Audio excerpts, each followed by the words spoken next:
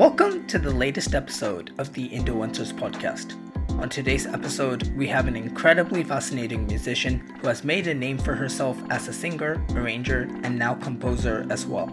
Her professional musical journey started off as a playback singer, singing regularly for the legendary Vidyasagar Sir, among other composers from her mid-teens. Since then, while her playback repertoire has grown to include collaborations with the likes of A.R. Rahman and Santosh Narayanan, she has also become a prominent arranger, given her involvement in countless high-profile films, as well as iconic independent projects like Harmonize Project, Purva, and Pan. Most recently, she has formed the Indian Choral Ensemble, consisting of 40 Indian singers, and they are in the process of releasing their first EP as we speak. To talk about her illustrious career thus far, it is my honor to be sitting down with the incredible singer, arranger, and composer, Kalyani Nair. Thank you, Nishad. The intro was like, okay. I was like, okay, have I done so much? Is it worth talking? But yeah, thank you for that generous intro. That is everything you've done. And in the process of researching for this episode, I actually found it really fascinating because a lot of different things that I thought were by different people were actually by the same person. Okay. But yeah, let's get straight into things. And what I like to do on this podcast is start from day one and really kind of trace the steps that you've taken along your musical journey to figure out how you've gotten to where you are today and what shapes who you are today. And for you, music was kind of in you from day one, quite literally, because as I understand it, your father's favorite ragam was Kalyani. Actually, yes. And henceforth, the name Kalyani for you as well. So given that music was attached to you almost by force from day one, can you just talk about how much music kind of played a role in your early years and how much music was kind of flowing around the family? Yes. So it's like although I don't come from a musical family, I think I come from a family of people who love music. They're all ardent listeners of music. So I think music has always been a part of my life. In fact, my father wanted to become a singer in his, youth days, like when he was making a career decision. He had actually even, he was qualified as an AIR. Those days, they used to have this light music auditioning, in the AR. So that is in Trivandrum in Kerala. And he got through that and he was kind of recording very often at AIR. And that is when he also, those days they won't send, especially men, they'll still encourage women, but, to men to take up jobs like art and, going into music was like complete no. And my grandfather said, no, I've paid so much money for engineering. Please finish your engineering and go get a normal job, nothing doing. So, as long as he was in Kerala, along with his studies, he was continuing to sing at the AIR and he was learning music. But soon after engineering, he got into the Officers Training Academy, and then it was the Indian Army for him. So then, the only way for him to pursue his music was by, singing at the army functions. Actually, for me also, I think it started off like that. Because in the army it's a very nice organization where the family is also very, very closely related to the organization. So, and that too, my father, luckily he didn't have too many field postings, so most of the time we could go and stay with him wherever he was posted. So most of the times, for all these army functions that we go to, there was always like entertainment was always a big part. And I think right from when I was probably, I don't know, some 2 years old, I remember kind of, I've heard my parents saying that, I used to sing back then. So I think it all started like that.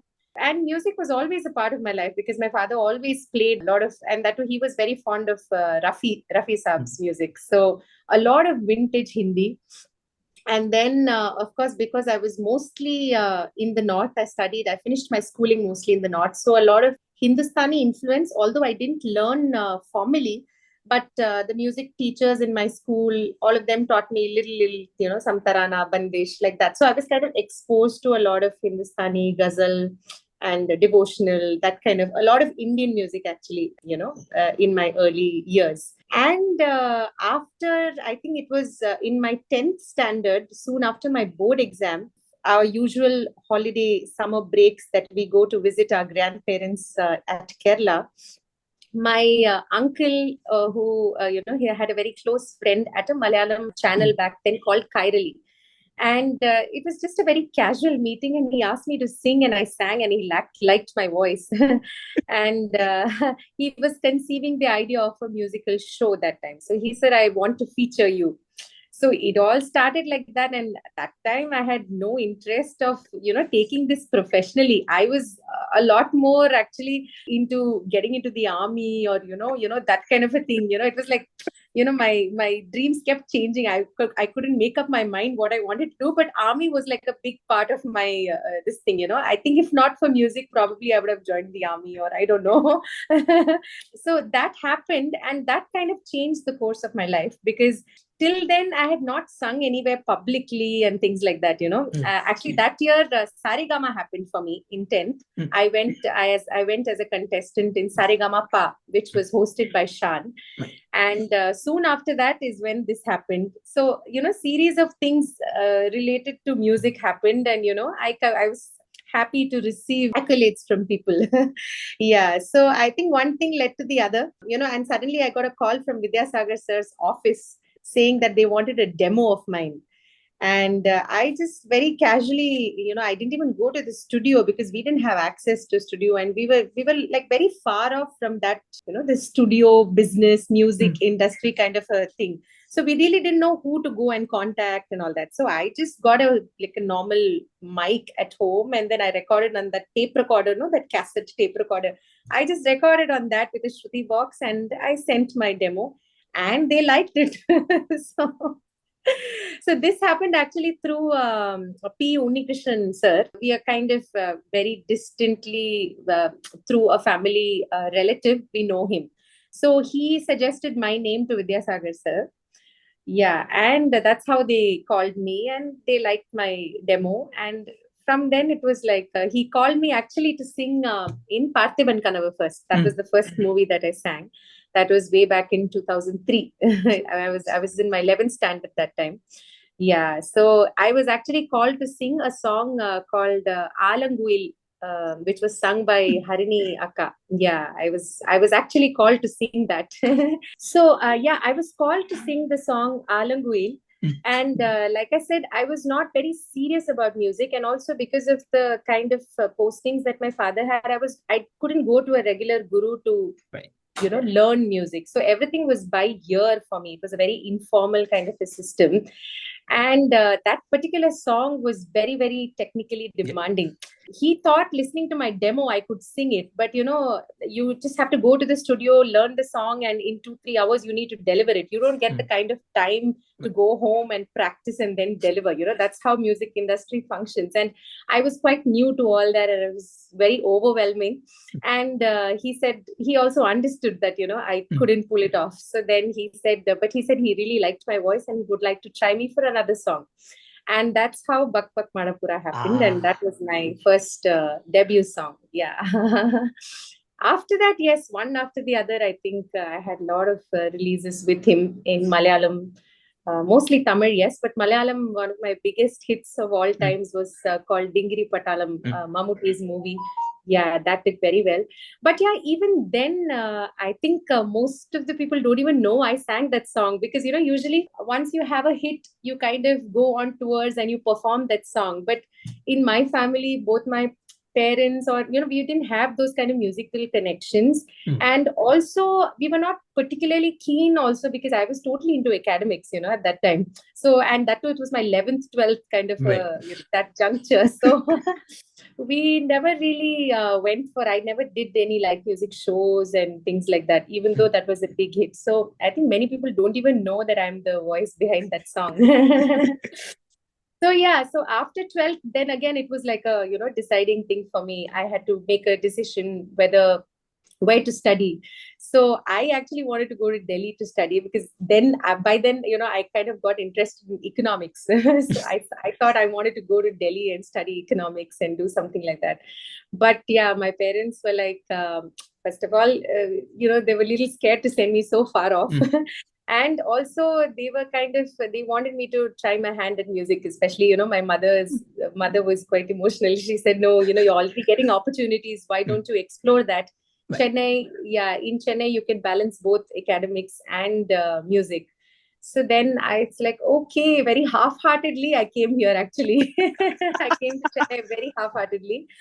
But yeah, I think one after the other, when things started happening, and I joined Augustine Paul sir for Western classical. So actually, formally speaking, although I've been exposed to a lot of Indian music, I think my formal training, if you ask me, was in Western.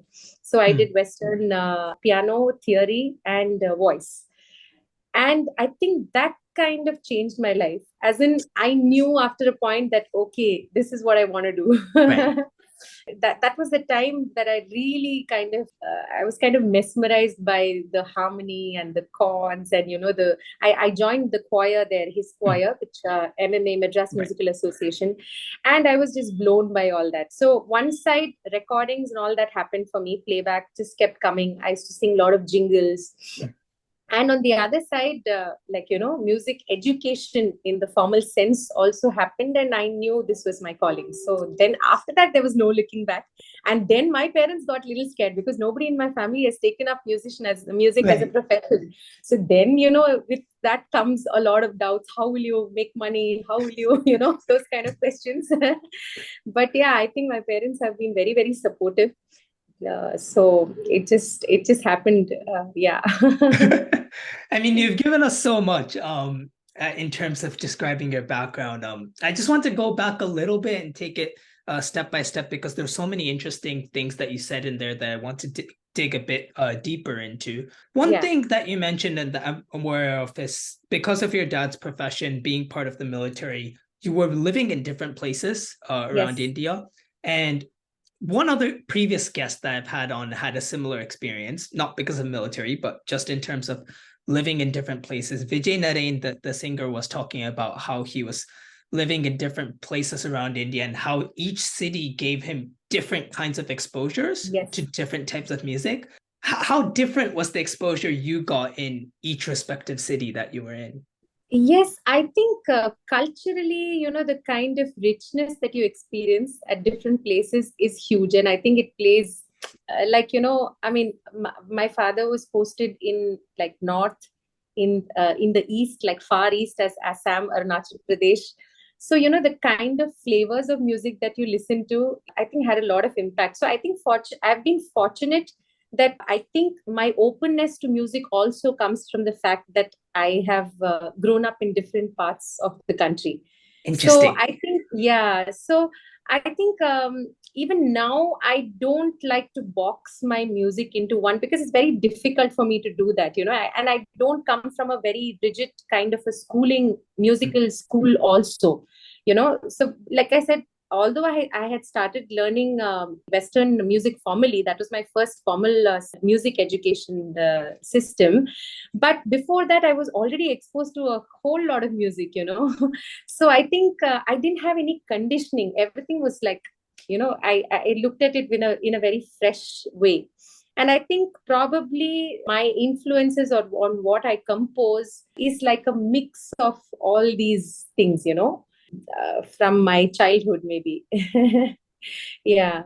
Interesting, because that actually connects to something else I wanted to ask you about. Yeah. And that is, I think maybe looking at your repertoire from the outside, I and maybe other listeners or fans maybe put you into a certain box mistakenly. You tend to sing a lot of these melodies and softer Right. songs.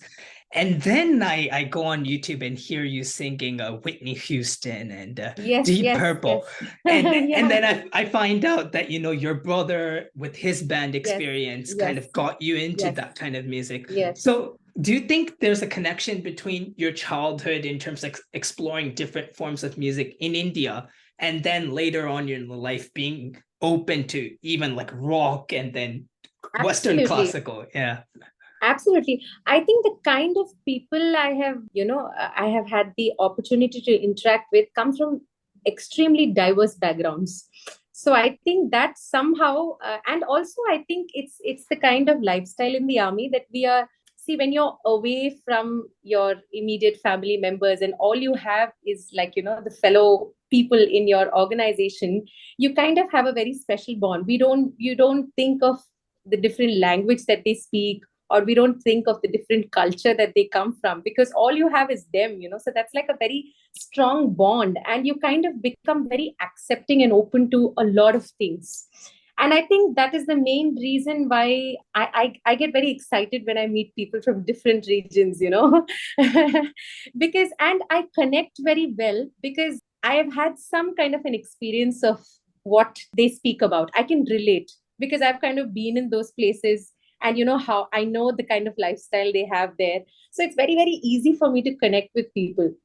So I think that is one advantage that I've had. In fact, I feel that way, even Chennai, a lot of people, especially from the north, kind of have a reservation to come to Chennai, but I feel because of being in the army, I'm very open to living anywhere, and I know I can adapt very quickly because we're so used to moving every 2 years, and you don't have any option but to gel with the people there. Every time it's like new people, new faces. And I think it's made me very open, and I think that happens in my mindset, as a human being, and also that reflects in my music also, I feel. Yes. Yeah, absolutely.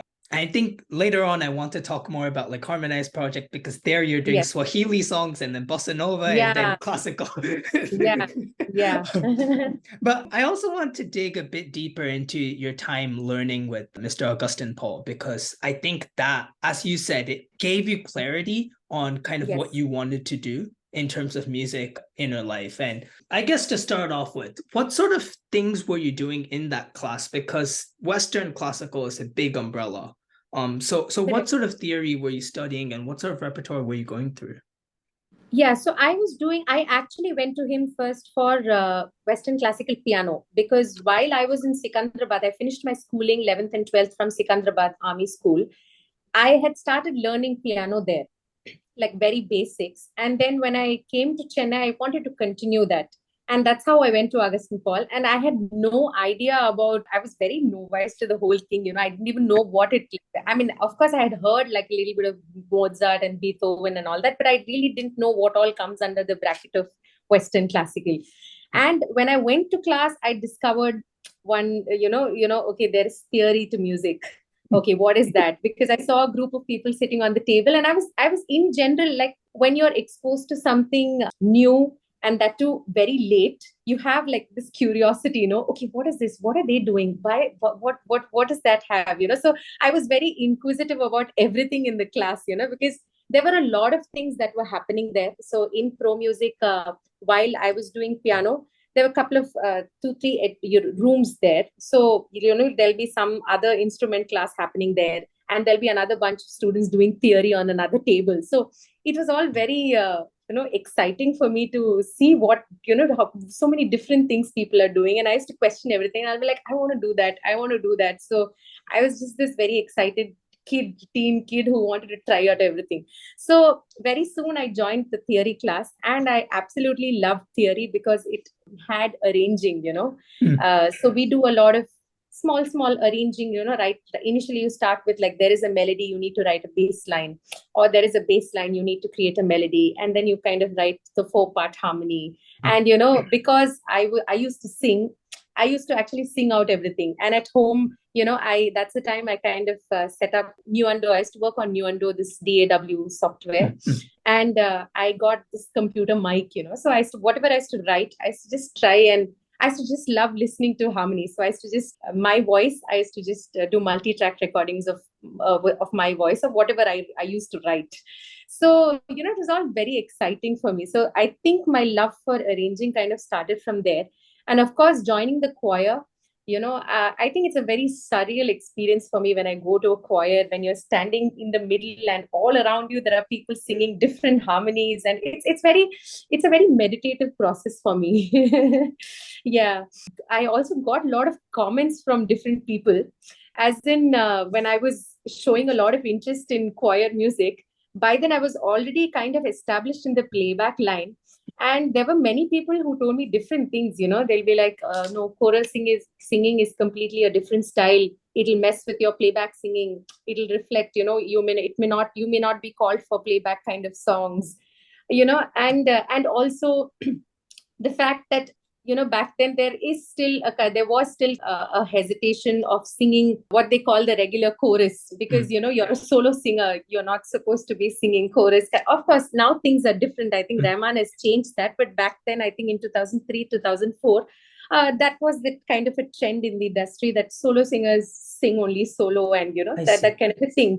Yeah, so I used to go for harmony recordings with sir. So a lot of people, I got a lot of comments like that also, but somehow I didn't care about all that. I was just very excited when I went with Augustin sir, because I used to see him arranging like in real time. He'll go to the studio, he'll get the chords, and he'll just write. And I used to be so fascinated, and listening to chords and in one go, and just writing out the entire chord sheet of the song. All that used to like really fascinate me, and I'm like, okay, someday I want to do that, that kind of a thing. I think I always had that drive. He was a big inspiration, not only musically.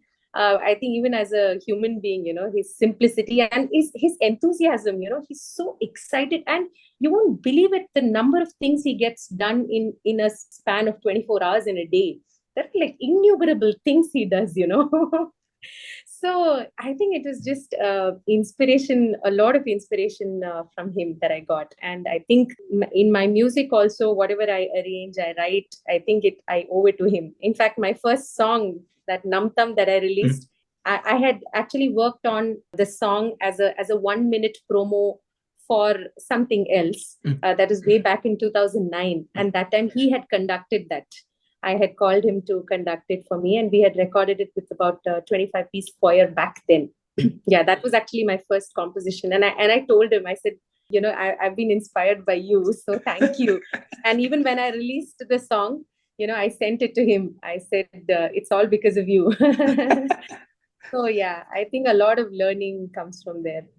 That's super interesting. There's something in there that caught my attention. Actually, a couple of things. I guess I'll start here. You mentioned how people were telling you that getting into choral singing could mess up your solo career, or your career in this more kind of Indian side of music. Yeah. And that's really interesting, because I've dealt with that dilemma for a lot of my own life in terms of my singing, because I've been doing choir my whole life. I've been doing Carnatic my whole life. Yeah, it messed me up completely. My Carnatic teacher actually got quite frustrated with me after a point, because I ended up singing, Carnatic like, and But I'm just curious to know, did you ever reach a point where you were unable to distinguish the two sounds and it kind of just got in each other's way, or? Yeah. So to be honest, so like I said, from 2005 to 2009 was the time I had my feet everywhere, like any kind of recording, jingles or choral music, or I was everywhere. And I was also learning Hindustani. So I was learning Hindustani, I was learning Carnatic, I was learning Western classical, and I would go for all these Indian film recordings where they'll ask you to sing anything and everything, literally your voice, you have to do so many things with your voice. And it did land me up in trouble. Actually, 2009, 2008 or 2009, I think I suddenly felt a lot of hoarseness in my voice, and I felt, no, something's not right. And, I kind of took a break from everything. That's the time I stopped my classes for a while. And I still remember that was actually just before my 8th grade exam, I think, my vocal exam. And I was struggling to sing because my voice was hoarse. And I actually broke down in front of Augustin sir, and I said, no, I don't think I can take the exam. I'm not ready. I don't want to go for the exam. It was that kind of a situation. So yes, I was on a break for about 6 months. Oh, wow. Break as in I was doing very, very limited things. I didn't want to strain my voice. And I actually went to Mr. Anant Vaidyanathan that time, because I contacted a few of my musician friends, and I told them, I think something's not right with my voice. So they said, no, don't worry. In fact, Karthik was the one. Karthik, I used to perform a lot with Karthik. So Karthik said, don't worry, why don't you go to him? He's really good. And I think he opened up another window of the vocal anatomy and how vocal technique is very important. because that was one thing, like I said, because I was not formally trained. And although these are things that we touch upon in Western classical, I was learning from Augustine sir, but I think I was not able to take out time to work on my technique because I was doing way too many things, with recording and all that. So I just decided that, okay, this is something I really need to work on, because if I need to, sing for a long time, I need to make I have to have learned the right technique. So I really invested a lot of time. I think almost about a year. I researched, I think I read up and watched videos and went to Anand and tried out everything. I think I've most of these vocal jargons, I knew it in that year, that is how much I read up on all that. And yes, it took time, but I kind of understood. So it actually took me about a year to figure out. And after that, until now, I don't think I've ever had, thankfully, any voice trouble. And very easily, I switch styles. And I think it's just that knowledge of how to produce whatever tone you need without hurting your vocal apparatus. I think the switching becomes very easy, without hurting your vocal cord. How can you, any kind of style? Because basically, if you have that awareness, you will sing in a healthy technique, irrespective of whatever style you're singing. Because a lot of things, although the style is different, if you there is like a neutral point in which if you are strong, you can switch to any style from there. Yeah, so I think that learning gave me a lot of confidence. So you were talking about how you had to spend a year to kind of relearn everything and to kind of relearn how to sing. Yes. Is that partly down to the fact that you didn't have any formal training until you were 15, 16? And I also find, I think when I was not singing so much in films, like when I was like sporadically, like I said, I used to mostly sing in my school functions or the army functions. So it's not very demanding, as in you don't have to sing for 6-7 hours. You have a program tomorrow, you practice a few days before that and you go and sing. That's all about it. But when it came to the recording scene, it's like back to back. And that 2005 to 2009, I was really busy. Although I was studying in college, almost every day I had like 2-3 recordings every single day. So it was very vocally, very, very demanding. And all that too, singing in different styles without knowing what you're doing. Right. I think that is what got me into trouble. And I didn't realize it. See, otherwise, and sometimes, you push yourself too much because you think that, oh, no, I think I can do better than this. And in that, you kind of hurt your vocal cords. And then that's how the hoarseness and things like that start. So I realized it took until I went to Anand Vaidyanathan, I didn't know that, it was my ignorance. So when I was just singing by ear, it just came to me naturally. But when I had to switch styles and when it became demanding, I was trying different things without knowing how to do it the right way. So as long as I was singing the same old Lataji songs and, kind of thing, I think I was okay. But when I was just trying to sing different things and, opera one day and then Hindustani and then, Carnatic and, all that, it kind of messed up with my voice because I was doing it without knowing what I was doing. So that's when I understood that, no, you really need to understand the vocal anatomy and then do whatever you have to. So I think it took me a while to figure that out. So when you say you understood the vocal anatomy, did it take maybe a few years of consciously kind of differentiating the way you used your voice? Yes, definitely. Like, there are a lot of ways to do it. But yes, I completely changed the way I practice. It's very difficult to study the voice because in any other instrument, you can show the instrument and you can tell them this is how you play. If it's a guitar, this is the body of the guitar. You keep your nail should touch here, your skin, you can show all that. But another person cannot show you what is happening in his throat. How does he sing? The only way you can understand is to have the internal awareness of how sound travels from your vocal cords, right from starting from your breathing, how you breathe, how the air is coming out, the vocal cords, and then how the tone comes out of your voice. And even when the tone comes out, where you can kind of feel the vibrations different places. So it's actually a very meditative process to you. In fact, it takes a while to even understand the kind of vibrations that your body feels at different ranges, at different pitches. So it's like, they say, to understand or you to feel when you meditate, no, when you focus, okay, focus on these asanas, they ask you to focus on different parts of your body. You really need to focus. Only then you will feel those vibrations and you can correct yourself. So I think a lot of it took a good while, because initially you can't even understand. Everything just goes above your head, because you're like, okay, the voice is just coming from here. What is this? What is the big thing? How do you send it to this part of your, like usually in Western classical, they talk about the soft palate. You have to raise your soft. I'm like, where is this soft palate? How do you raise it? It's like, so yeah. So it takes a while to figure out those things, because nobody can really show you. You just have to figure out by feeling it, so that takes a while. Oh man, I haven't related to something that anyone has said so strongly in quite a while. Soft palate, the voice must come from the diaphragm, all that. Yeah. Man, Yeah. nightmare memories coming back. Yeah. But anyways, Yeah. another thing that might be tough in terms of choral singing, especially when you come from a background of singing, you said, Lucky Sab songs, Lataji songs, is Yes. getting used to the concept of harmony and singing with people that are singing different things. I remember speaking with Bejot Parkar, who has a kind of similar background in terms of he grew up with classical and then he went to KM, was thrown into a cappella, and then he was just like, what am I doing? Correct.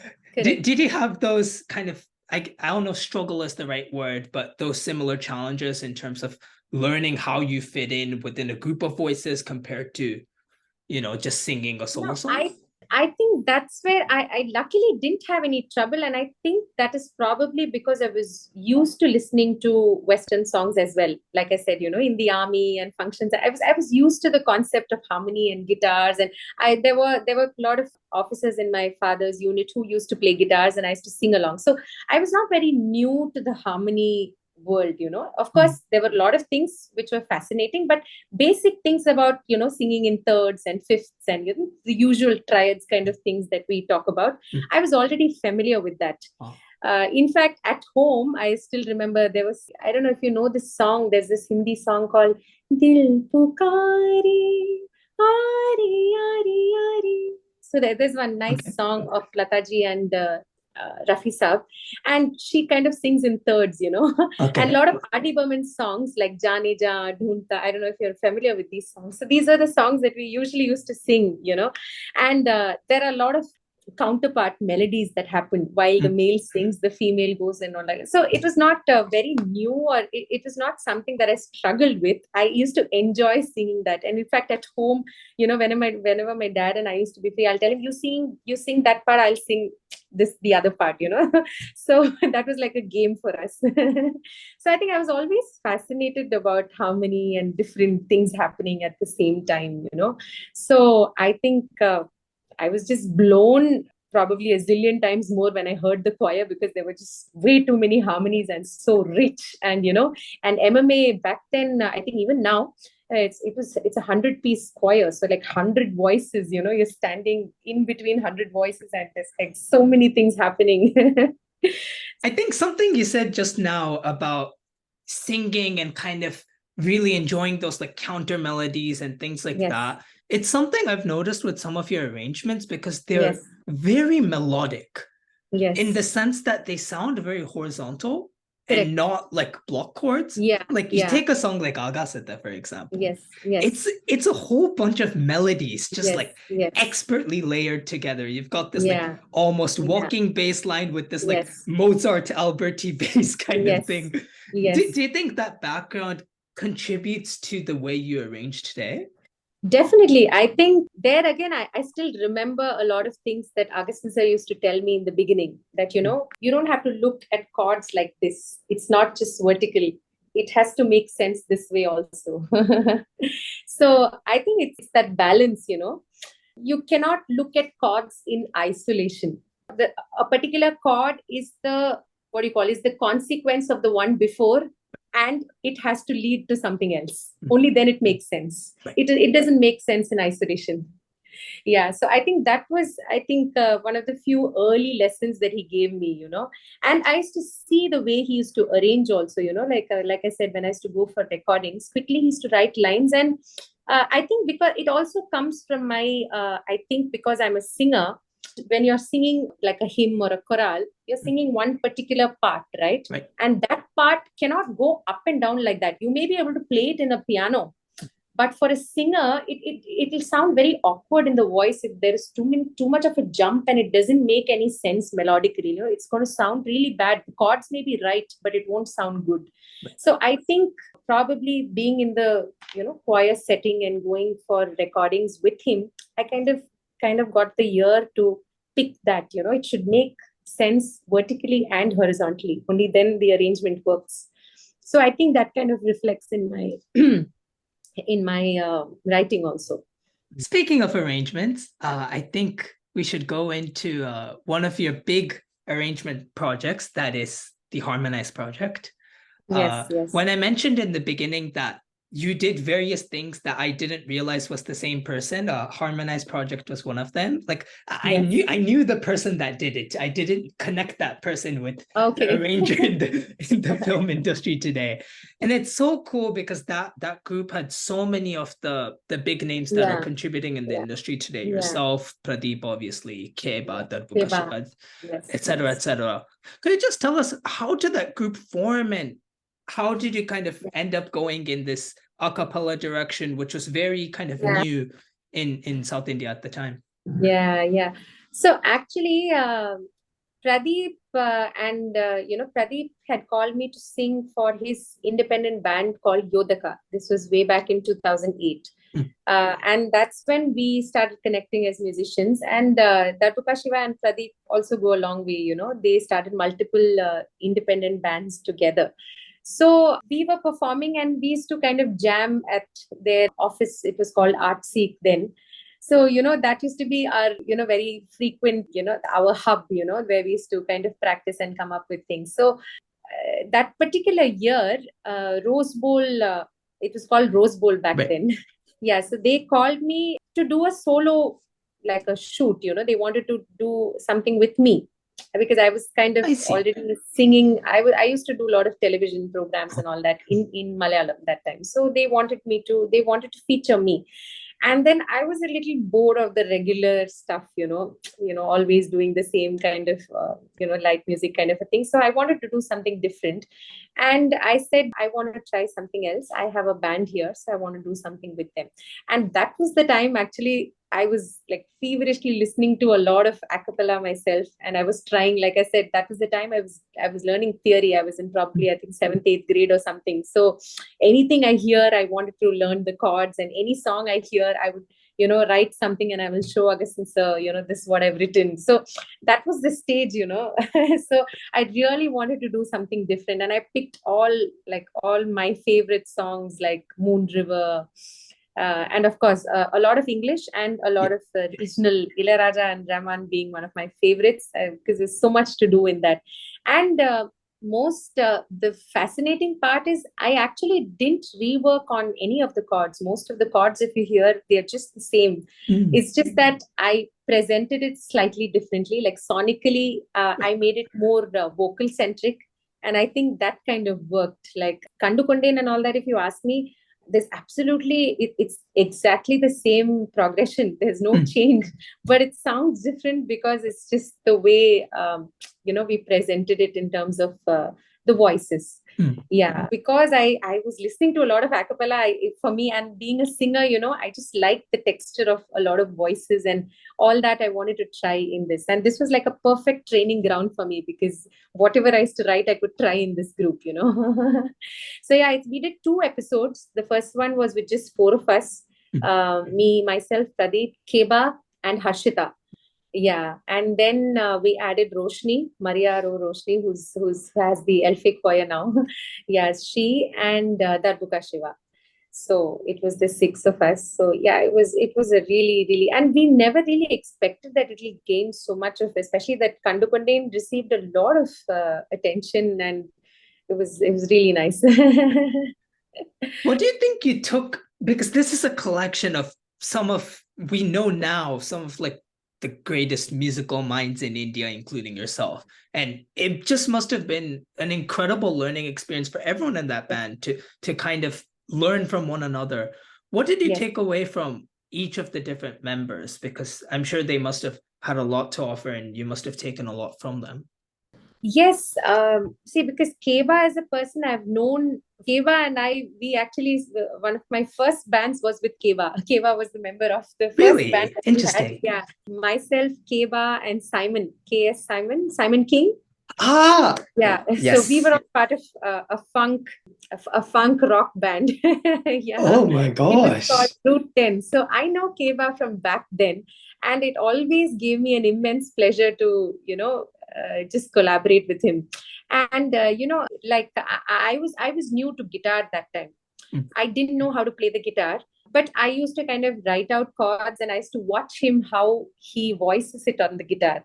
So I think my learning from that, probably my fascination to guitar also started from Keba, I think. Keba, and then of course Pradeep.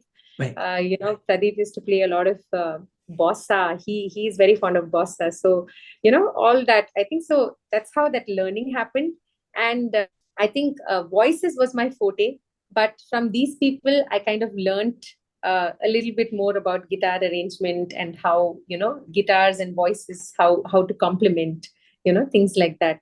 And of course, from Shiva about the rhythm part of it. So I think it was a great learning experience for me, and that kind of opened doors for other my whatever arrangement journey of mine, film Mm. arrangement. Everything started from there, because soon after that was we met Santosh. I mean, I met Santosh, and then one after the other, pizza and things like that happened. So I think this was like a perfect training ground for me. Did the South American whole music side come from Pradeep then? You did Aqua de Yes, Beber in yes, the thing as yes, well. yes. I was very new to that time, but Oh, he used to okay. play a lot of bossa nova, a lot of his one of his favorites being João Gilberto. So we used to often practice Desafinado, Chega de Saudade, and Mm. all those quiet nights and all those songs.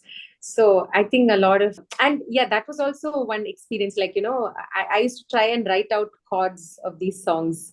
Yeah, and then we used to kind of exchange. Like, I used to try and sing, and he used to play. So all that was like a lot of learning that happened in that. I think from 2008 to 2013, 14 was like a lot of learning. Speaking of learning and with Pradeep as well, probably one of the most incredible journeys you've been on is with Purva and with Yes. Arnagiri Yes. Perumale. Yes. And That was another world. I mean, those set of songs are just like, I was looking at the score because Yeah. whoever was kind enough to release it, like, thank you. So I was studying Yes. it a couple of years ago, and it was sitting in my laptop, and so I was just taking a look at it before this interview as well. And I mean, it's just a very interesting set of instruments. Time Yes. signatures go all over the place. Yeah. You All have over the place. Yeah. 2.5 minute intros before the vocals come in. Yes. I mean, Yes. like, just like how, to be Yeah. honest. Yeah. But yeah, Yeah. could you just tell us a little bit about how that whole So I thing think just came about? Yeah. completely the credit goes to Pradeep for that, for the compositions. I came in slightly later in Purva, because initially Purva was Sean Roldan and Pradeep were jamming on Purva. So those was Purva was the product of their practice sessions, literally. And back then they used to perform as a trio. Like Susha used to sing Ah, and play the percussion, and these two, and sometimes Praveen Sparsh also used to join on the percussion. So it was like a very acoustic guitar, ukulele kind of a setup. He had finished composing, I think, about 8 to 10 songs. And that's when he said, no, I think I hear a bigger sound. I want an orchestra in. And that's where I came in, because I was already kind of working with strings and things like that. So these were songs that I kind of like, from its genesis, I had the privilege to hear it because it was through Pradeep. So I was already familiar with the songs and I was already humming those songs. So, orchestral thing came very naturally to me for those songs. And of course, with Pradeep's inputs, he also gave me a lot of inputs on how he wanted the orchestral arrangement. But the challenge there for me was writing. So strings, I was something I was familiar with writing. But writing for woodwind and the brass was quite challenging, because that was one of the first time that I was exploring writing for brass and woodwind. So it was quite tricky, and I was listening to a lot of orchestral and trying to, because a lot of technique, and you need to know how to write for those instruments. Right. Yeah, so I think that was another set of learning for me. And to top it all, it was, I was supposed to conduct the 16-piece orchestra, which I was so scared because as a conductor, there are just way too many things, and I think I was actually not so experienced that time. And it was with a group that I'm not familiar with. So if it's your home ground, that your people that you're always working with, it's a piece of cake. Even though the music is tough, you have that confidence. This was like completely new set of people, and we were on an extremely tight shoestring budget because it was our own production. Yeah, so we got this 16 piece, and we had only 3 rehearsals with them. And out of the 3 rehearsals, I think a lot of people, they had some other commitments, they were absent, and effectively we had only 2 practices. And we had to pull off these songs with, like what you said, crazy time signatures. And, the conductor score itself goes like, that page is so huge. And when it comes to brass, even if I have to tell them something, I have to transpose and tell them, because So true. yeah. So that was like a nightmare for me.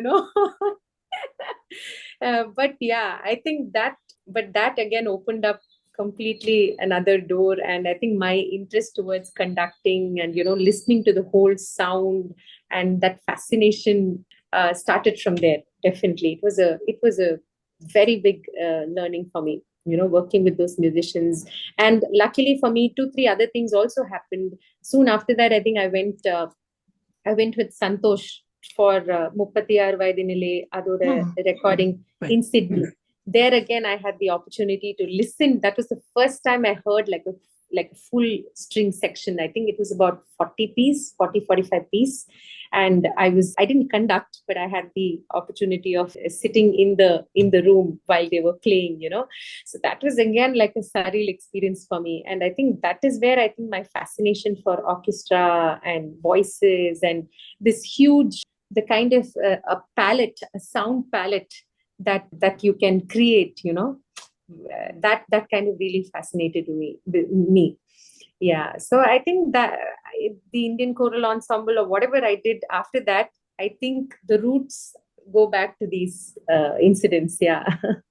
Interesting. Oh man. Yeah. I'm so sorry. I'm just connecting a lot of things that you're saying to things that are happening in my own kind of musical journey, because just 2 months ago, for a project I'm working on, I conducted a 16-piece brass and woodwind ensemble Okay. here in Tokyo, and it was utter disaster.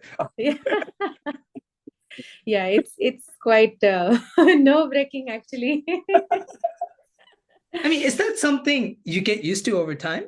Yes, totally. Reassuring to hear that. Yes. And also, you're talking about doing the orchestral recording in Sydney. Was it Andagaram that you ended up recording in? No. Sorry. No, Andakaram was the Budapest Orchestra, and that we did remotely. So most of the film recordings we used to do remotely. Okay. Because it's like way too much of an expenditure to go there. Right. And yeah. But this particular project, he wanted me to come, he wanted me to go in person, and we just wanted to experience that, and he thought it will value add if I be there for the session.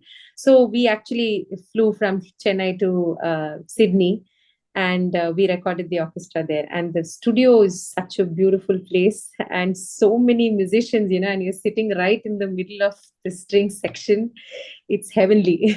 And I was carrying that time. I had my second daughter. Yeah, so 5 months pregnant.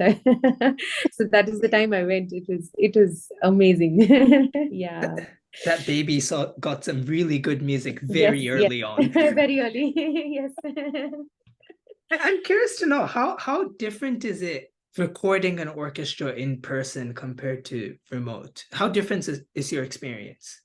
So, see, right now, I'm talking about the business side of it. We usually book them for number of hours. Right. Yeah. So most of the time we have everything written out, because it doesn't work like how you call a session musician or a guitarist, okay, you come, okay, let's jam, it doesn't work like that, because there are so many people involved. It just goes by time. That's how they work. So most of the things are already written out, including the dynamics, expression, like as much information you give them, the better, because the conductor gets an idea of how the piece should sound.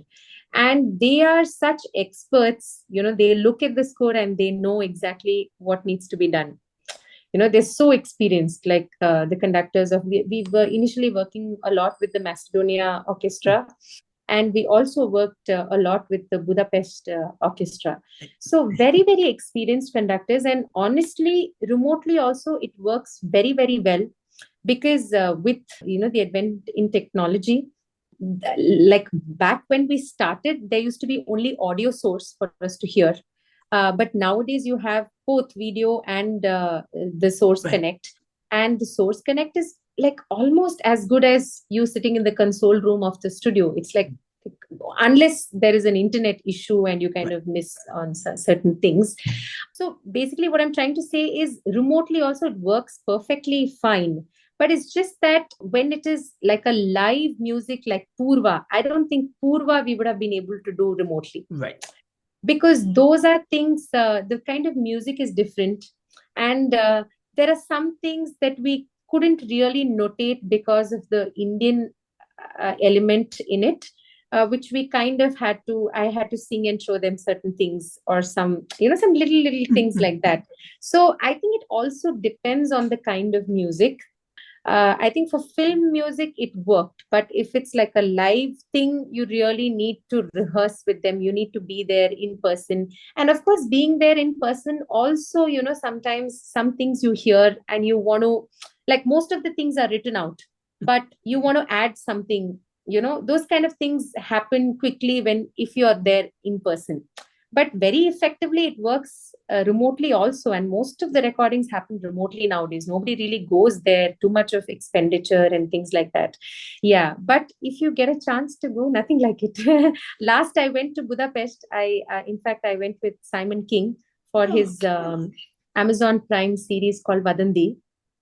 Yeah, so that again was we had a 35-piece string section, I think about 11 or 12 brass and 4 woodwinds. So we recorded all of them. It was an amazing, like mind-blowing. In fact, we had 3 sessions. First was 3 hours of strings alone, and then about 2 hours of the full orchestra, woodwind, brass, everybody. And then the last 3 hours was just the string quartet. So it was like one full day of recordings with the Budapest Orchestra. It was amazing. And yes, it does make a difference. Like little things you can kind of quickly tell them. And I usually sit because I had Simon with me. Simon was in the console room, to see how the sound is there, and I was sitting with the conductor. So I was literally listening to the live balance there, and I kind of told him certain things. So those kind of little calls, I think, work a little bit more when you're there in person, but it works fine perfectly remotely as well. When you were doing Purva, you were talking about how it could be difficult for the instrumentalists there in the US to understand some of the Indian nuances in the melody. How difficult do you think it was for them to understand what you and Pradeep were going for, because you come from a completely different... Correct. Yeah. Correct. Purva was very, very challenging. That's what I said. Like, 3 rehearsals was not enough, we felt, because time signature was quite challenging. Not only the time signature, the kind of harmony, because most of them come from classical background, but the kind of chord progression and the voicing that Pradeep works are very, very different from the typical Western classical way of writing. And there were a lot of melodies also that he had written, which I had written, transcribed for the orchestra. So all that, it took a while to settle. Yeah. And but the beauty of the thing was, I think when Pradeep, like especially I remember the song Kadi Modi, that has a lot of the time signature keeps changing. Yeah, I think it's some 21. I think it's a 6 6 4 and then 5 and then 3 bars of 4 4, if I remember right. Yeah, so it's like crazy. Like when they look at it as a notation, they were like, what is this, kind of a thing. But when Pradeep sang with the band, they understood the structure. So what I meant is the poem is also written so beautifully. When we sang it, it just flowed very, naturally. They were also at ease, they kind of understood how it fitted in. The lyrics are like that, what I meant. The poem is so beautifully written that even with multiple time signatures, when you start singing and you internalize the meter just falls like that. It's no more the math that you need to do. So yeah, a couple of songs like that. This one, and then we had another. The first song was called Iravu Pagal. That was in 5, I think. So yeah, those are time signatures. They're not very familiar. Like in Western classical, you won't find many in 5 and all that. So that was a bit of this thing, but I think we were almost there. But yes, those kind of songs, like I said, it's very difficult to work remotely. You just have to be there, and also it's a live performance, and we recorded, everything was live. There's no overdubbing, there's nothing. It's just recorded there on the spot. So I mean, we just had to rehearse and make sure that we're there. And I think there is a magic attached to that also. If we had done it remotely, you have to track the guitar separately, it loses that live, that charm is not there, I feel, especially for this kind of music. He was very particular that he wanted that live recording. And I think with whatever limited resources we had, we kind of pulled it off.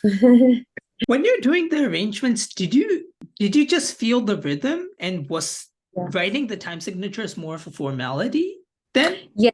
So like I said, I think I was a little more lucky because I was exposed to the songs like right from the beginning. So I was already like humming the tunes, and I already knew it. So it was like initially, like the first time you hear it, you'll be like, okay, what's happening? But you'll just, and Pradeep kind of composes it like what you said, it's no more like this. He composes like this. So it's already there. When you hear it, it's just there. Very naturally it flows. But when you try to analyze it, then it'll be like, oh my God, what rhythm, what, it kind of goes on in that kind of a loop. But I think for me, because I was listening from the beginning, I kind of internalized the songs well before I was given the task to work on it as an arranger. So I think that made things very simple for me. So yeah, I was already exposed to those songs, because I was hearing it all the time. Is that something you carry forward into your film arrangements then? Like really just trying to internalize whatever the composer has already? Always. So, usually when you're given a task to arrange, they'll ask you like, how much time do you need? So actually, if I look at it, I only need 4 hours to arrange a song, but to internalize it's a longer process, because it takes a while to internalize. So sometimes, like, I usually, like, the minimum time I say, at least I need at least 4 days, because 2 days will just go in internalizing the song, and then I start writing, and then I need one more day to just make sure whatever corrections or whatever I need to do. So it's more about, I think, once you internalize, there are a lot of things just come to you. Otherwise it's a little more mechanical, and I cannot work like that. I just have to internalize the song. So most of the songs I kind of really listen and internalize, and I play it, I sing, I try different things. And the writing part literally takes me only 3-4 hours because I already have the ideas in my head. Once I know what I need to do, it's just a matter of, just 3-4 hours. That's all. But to get to that clarity, what you want. Okay, this is the interlude. I want the interlude like this. I want some high strings here, or this is a darker section. I want to start with the basses. To get that clarity, the flow of the song. To get that, I think internalization is very important. Yeah, so that takes a while. Otherwise, once that is done sonically, things are sorted in your head. Then I think it's a lot. It's just putting things down in a paper. You've already done it in your head. You just have to write it for others to see it. When you say internalizing, beyond just listening to it a million times, what does internalizing mean for you? That's what I said. I always play the song. Huh. Yeah. So I will sing it, and I usually work with a piano or a keyboard. Right. I'm like still sometimes guitar, but more guitar doesn't come very naturally to me, but piano does. So I kind of work with the piano, and I kind of, try different chords, or I sing the melody, kind of what can I do kind of a thing, I get into the exploratory zone. So I just try whatever the basic song that has been given to me, I kind of work on it. So it's like a bit of how I would compose as well. So it's like I think that's why I felt like for me getting into I never thought I would become a composer. I mean, like I said, I started very late. I was, singing itself started very late. I'm not like how Pradeep started. Like he was from a proper Carnatic school right from the age of 5. He started singing. I was not like that. So I never even dreamt that I would compose. But I think for me, one thing led to the other, and it was just eventual that I had to kind of get into composing, because a lot of arranging work that I did is very, very similar to what you would do in your own compositions. Like there is a motif, you need to develop that. So I was technically kind of exploring, what all you can do with a kind of a motif, and how to ornament it, how to decorate it, how those kind of things you start thinking when you're arranging. And sometimes there is a tune, you need to work on the progression. Just a basic progression would be there, you need to make it richer, or add in your own ideas, writing counter melodies. So I think that was like a fantastic training period for me, where that's when I eagerly started listening to a lot of things also, like okay, listening to film scores and kind of understanding how it works with the visuals, how they've how they have why they've chosen a particular sound for a particular scene, how they have, and then of course analyzing it, what have they used exactly, how is the color, how are they getting that color. And then you look at it, okay, you understand, okay, these are the kind of combinations in the orchestra that he's used, he's probably combined woodwinds and this thing, you kind of get into the technicality of it. So I think that kind of listening I really started doing when I started arranging for films. And I think it was just eventual that I kind of got into, TICE, and then writing for the TICE. That, of course, because I'm a singer, I was always fascinated with voices. And even now, I would love if there is an orchestra in India that I can work with. But unfortunately, I mean, it's like, it's very tough. Like even the choir scene, it's very, very tough to keep 40 people rehearsing, because see, everybody has their own commitments, and they have their whatever solo career, and things like that. And to have 40 people all the time is very, very difficult. So imagine if you have an orchestra also, and also rehearsals. I'm in a place where I cannot pay people for rehearsal right now, because these are not like very, very well paid shows that we do. They're all indie shows where sometimes there is budget there, sometimes there isn't any budget.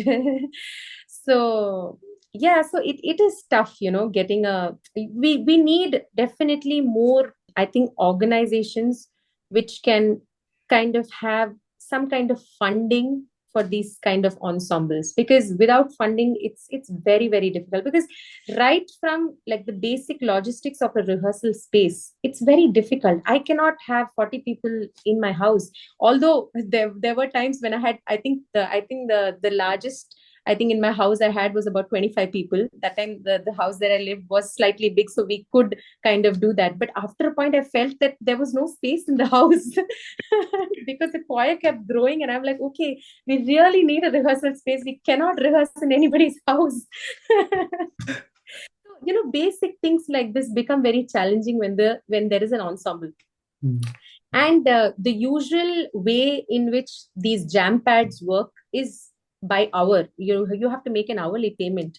Hourly payment and all is like just for every, and we need to rehearse.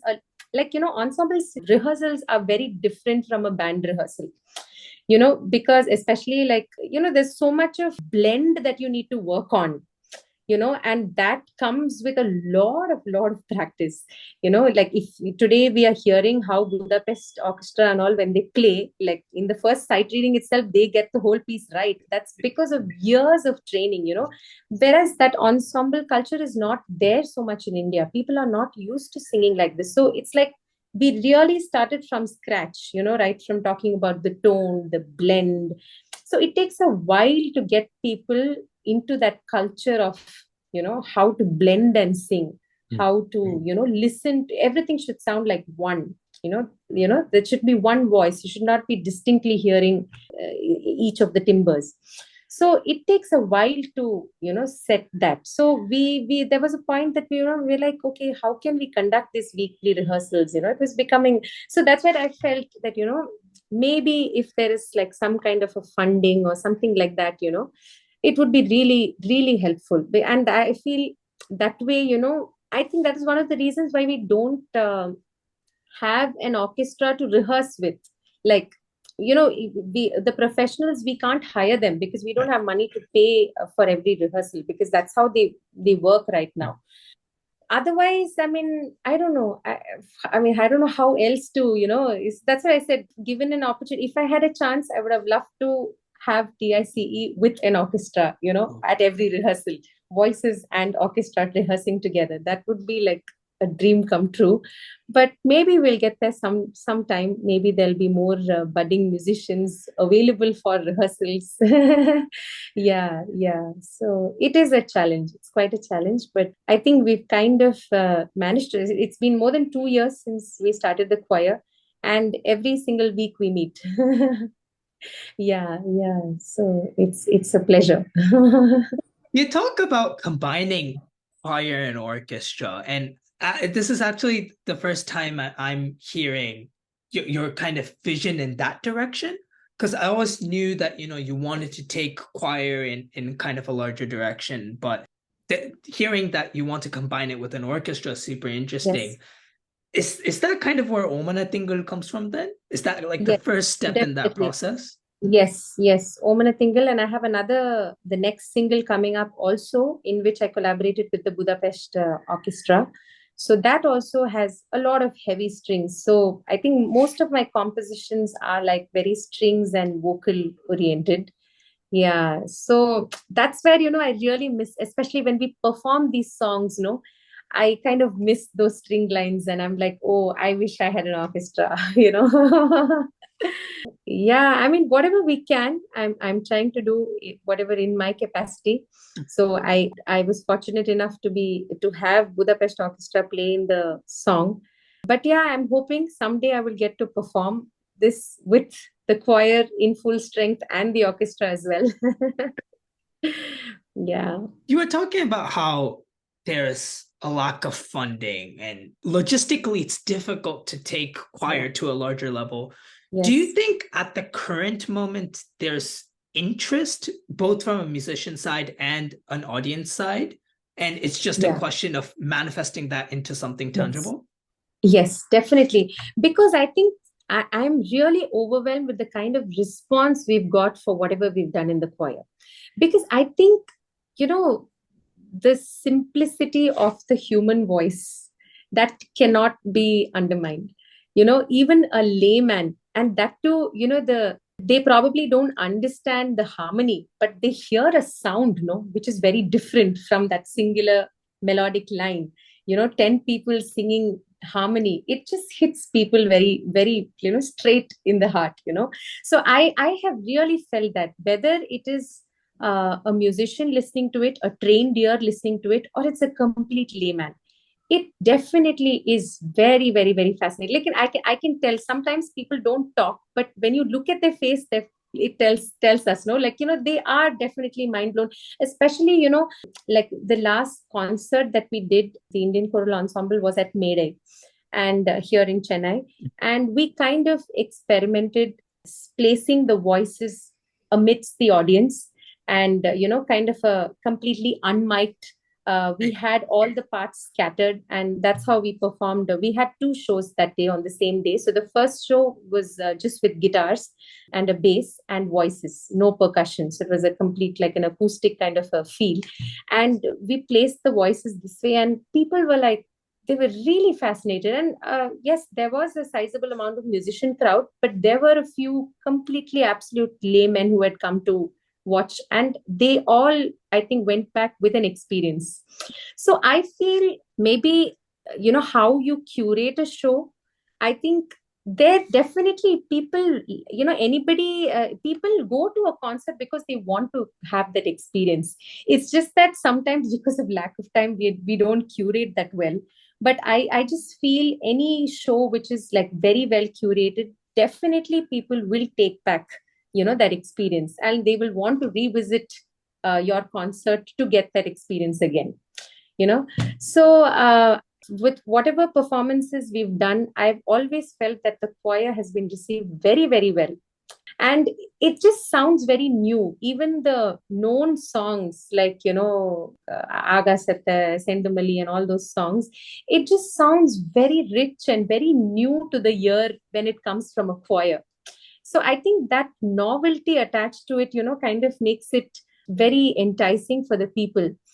And I think why choir is not very popular is just because, like what you said, I think people have not had the opportunity to be exposed to it, because it's not, ensemble singing is not there in our culture. We are more about Carnatic what a melodic, singular kind of this thing. Even film songs, it's always solo or it's chorus. There's nothing, there's no ensemble kind of a thing. It's only now, with Rahman's KM and all that coming up, people are opening up to, they are okay, there is something like this, string section, people are getting educated about it. So I think it's just ignorance. We have to give people the opportunity to experience something like this. I'm absolutely sure that, it can reach the masses because it has that magic. That's what I felt. Yeah. Yeah. So my vision of starting TICE itself was to take choral music to people. I want more and more people to just be exposed to this for a lot of reasons. It's not only just the entertainment bit of it. It is definitely very meditating, and when you hear, especially in the right acoustic setting, it is very heavenly. Any kind of ensemble, like even if it's just orchestra, in the right acoustic setting, when you hear 40 violins or 40 string section or brass, it is a different experience altogether. It is something that you can never forget, whether it is for a layman or for a musician. It is definitely an experience that they will want to come back for. So I think we just have to give the audience, but it's that's what I'm saying. It's very difficult to pull it off, because for us also, to get show opportunities, it is difficult because the logistics become so difficult. Like, okay, 40 people right now we are doing in Chennai.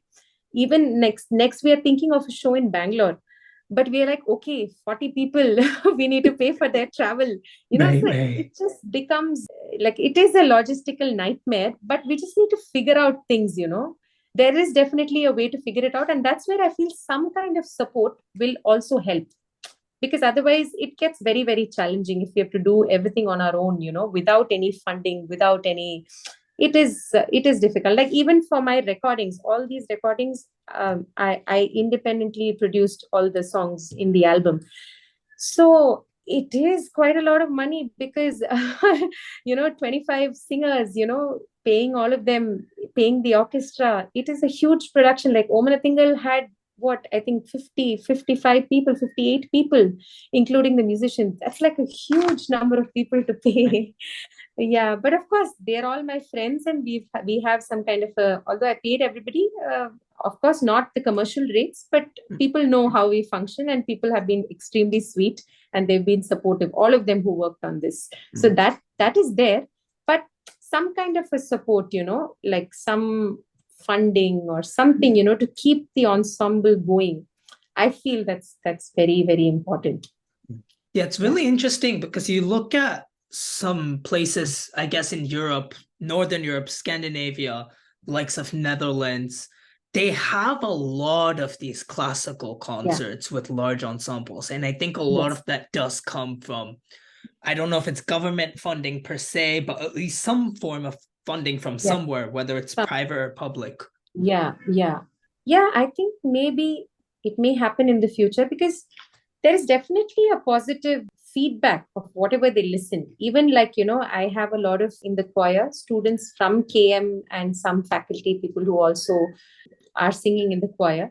And I think KM also has a lot of programs, and, for their students, like a lot of ensemble listening. And one of the recent, that friendship concert that we went to, I think there were about 100 people. I think there were, I'm not exactly able to remember, but there were a lot of people, some different, I think from the Northeast, there was this small string ensemble that had come from Northeast, and of course Chennai people, and there were a few others, and it was a house full, I think, that day in Lady Andal, I think. So people are open to these kind of this thing. It's just that we just need to make it more readily available.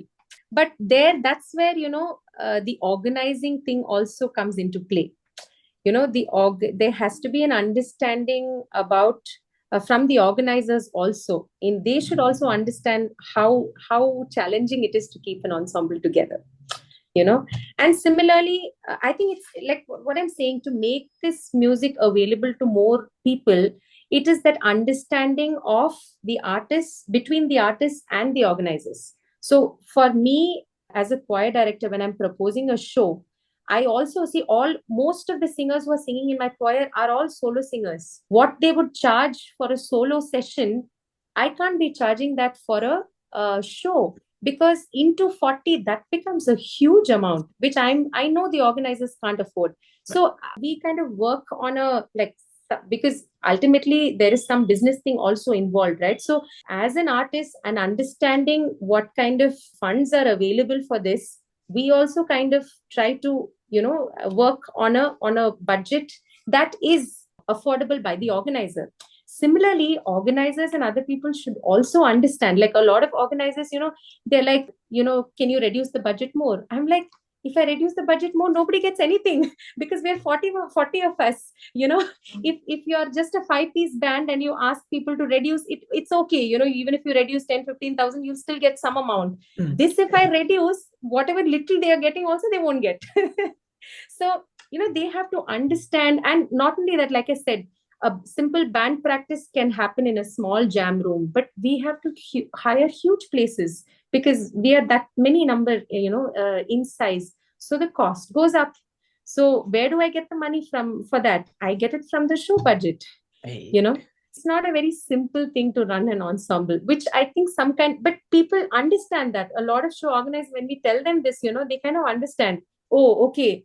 So what I'm saying is just the lack of knowledge of how things work on both the sides.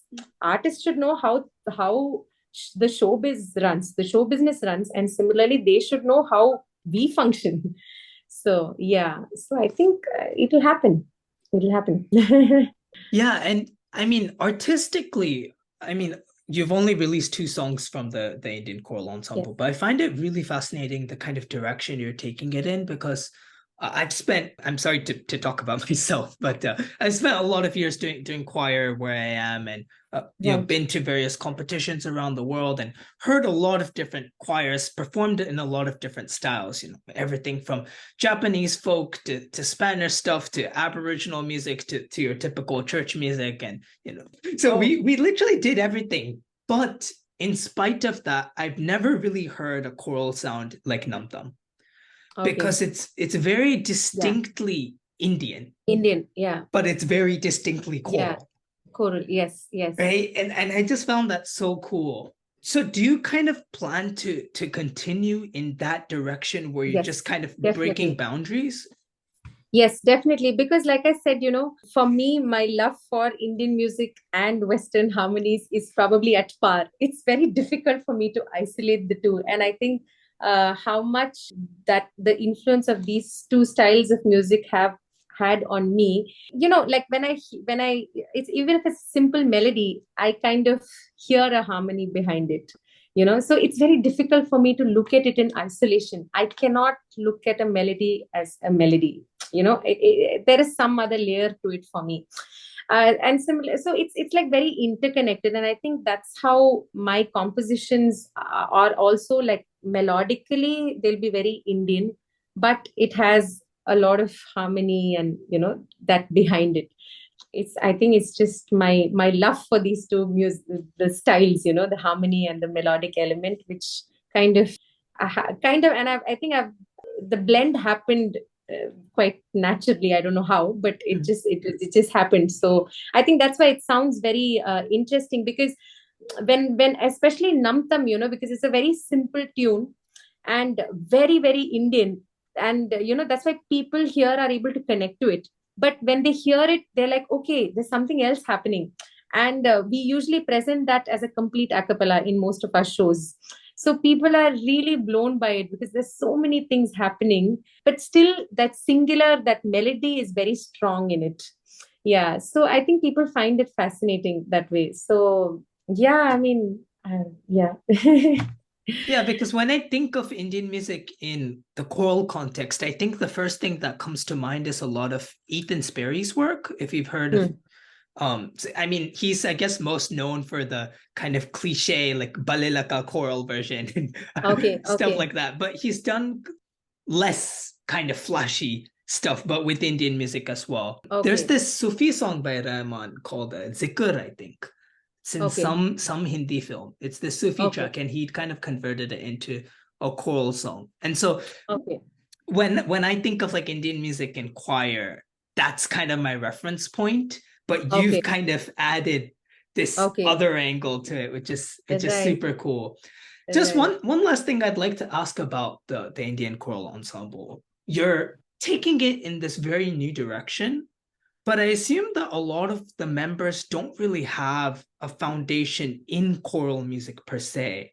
So, is there any part of your thinking that thinks of just doing some of the classical foundational choral pieces before moving on to these more experimental stuff? Or We do a mix of both. So we do have I think about, from out of 40 people, definitely 30 of them are very very strongly rooted in Indian music. Like, they are hardcore Carnatic trained or Hindustani. like, So what you're saying is right. Maybe just about 5 to 10 people are those who are trained in Western or who have prior experience in choir. Most of them, for them, it's a completely new thing. But like what we said, we kind of educate them on choral singing as well. In fact, last week we even conducted a workshop on choral singing. Yeah, in fact, one of the teachers, who is a recent member of the choir now, she is a faculty at KM, and she and another person from Kerala, he's also vocal trainer, they both took the course. And so why we are doing all this is, like I said, it requires a kind of a shift, and our music is very tricky because it switches between Indian melody and the choral right. tone. So when you're singing Namtam, when the sopranos go very, very Indian Kalavati style, the other parts beneath it still have that choral tone going on. And and when the other part takes up the melody, the sopranos need to switch from the Indian tone to the choral tone. So technically there is a lot of switch happening, which initially was very difficult for them, because if you don't do it in the right way, the blend doesn't happen, the chord can't be heard properly. Mm. So that way we did work a lot, and thankfully, because I have Karthik Manikavasagam as one of my co-directors, he was also extremely experienced, And it's always like, there's somebody else. You're not alone in this kind of a feeling, because otherwise it is very difficult to do this all by, by a single person. Right. So I think these kind of things help us, and we do a lot of, like what you said, we do take for our practices, apart from our repertoire, we take something like Eric Whittaker's piece, we just try that out, or we try some Bach, some chorale, or something or the other. We Abend Lied. I don't know if you're into choral, you might have heard Rainburger's Abend Lied. Oh yeah. Yeah. So some songs like that. We always do, like, the first half an hour we spend a lot on warm up, in which we talk about the choral tone, and we kind of tell people to work on the blend, and we do some pieces like this, and then that's where we move into our repertoire, so that people, they have to get used to that, so a good amount of time goes into all that as well. So if you ask me, yes, we have worked on it, and it was a struggle to do that, but I think we've come a long way from how we sounded in the beginning and to where we are right now. Yeah, it's been a very rewarding journey, I see. I think that final phrase there, a very rewarding journey, is probably the Yes. best way to summarize this whole conversation so far, and this whole kind of walk through your whole life. It's been incredibly fascinating to learn about everything that you've learned in the past and all of your experiences. So yeah, it's been absolutely incredible to go through your past and cover some of your present work, and now kind of looking towards the future. You've now become a composer as well. Long overdue, if I may say so. But just curious to know, where do you go from here? What are some projects that you're working on? Yeah, just what can people expect? What can the fans like myself expect from you and the Indian Choral Ensemble? I think it's going to be a lot of more original compositions for me, definitely. Like I want, although we do get a lot of requests on covering film, like popular songs as well, but I'm looking at original choral music, new age music. Like I said, because of the Indian and Western influence, that kind of a blend, that kind of a new age choral music is what I want to create, and that's my vision. And I want, like I said, I want the choir, the choral music to reach the masses. I want them to experience the magic of listening to just voices. So I think that is definitely going to be there. I want to write more original compositions. Somehow with this production work and things like that, I've not been able to sit down to write the original stuff. But I think the next year is definitely going to be dedicated to coming up with more original choral songs. And also, like I said, I want to somehow, I don't know how, but get some orchestra or something, get maybe even to start with, maybe a small, just a string ensemble, maybe just an 8 to 10 piece or something like that. I want to make it a part of our performances, because all our pieces have a lot of scope for strings and orchestra. So to at least to begin with, I want a small string section or something with which we can perform our songs. So that's how I think I'm looking at more of live repertoire for the choir. Yeah, and also I think with the NMACC at Bombay and those kind of places, I think there's definitely Ambani's place, Nita Mukesh Ambani's place. Okay. So I think there's definitely a lot of scope for chamber ensemble kind of performances. Right. Yeah, so I think I really want to, delve into that. That sounds super exciting, just hearing about it. So super excited to see you slowly kind of put that into action, as you have done already to a large extent.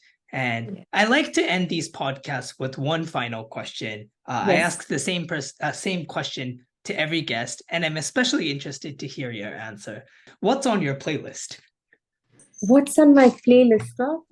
I think most often, I think it's Rachmaninoff. I think the last I heard was, and I like listening to string quartets. So I usually have, I have a lot of orchestral music. And of course, like I said, I always go back to Lataji. But usually, yeah, I think in my car on my Spotify, there will be a lot of string quartets and orchestra. Yeah, on my playlist. Yes. Rachmaninoff in the car. That's a first. Yes. All right. So yeah, that kind of does it for this episode. You've given us so much of your time. So I had so much fun. I hope you had Yes. a little bit of fun as well. Yes, And definitely. It was really nice talking to you. And you being from the choral background, I think I didn't get any blank expression. You understood whatever I said. So that was really nice. yeah, I mean, it's great to find people who relate on the choral front Yes, as well, and yes, brought back a lot of memories for me as well. yes, So yes. thank you so much. Thank you to all Thank the you. listeners for tuning in. I don't need to tell you to check out all of Kalyani's music, but in case I do need to tell you to, please do so ASAP. She's got everything from all of her playback repertoire from like 20 years ago up until the stuff with the Indian choral ensemble. So there's plenty of stuff for the listeners to dig into. So please go and do that. And thank you so much once again, Kalyani, for your time. Thank you.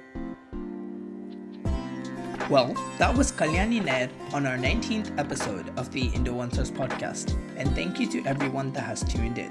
You can find us at the Indoencers, spelled THEINDOENCERS, on Facebook, Twitter, or Instagram. Or you can use the links in the description. Likewise, you can find our homepage at theindoencers.wordpress.com or through the link in the description. Make sure to subscribe to the Indoencers Podcast on your favorite podcasting platform. Thank you once again, and we'll see you next time.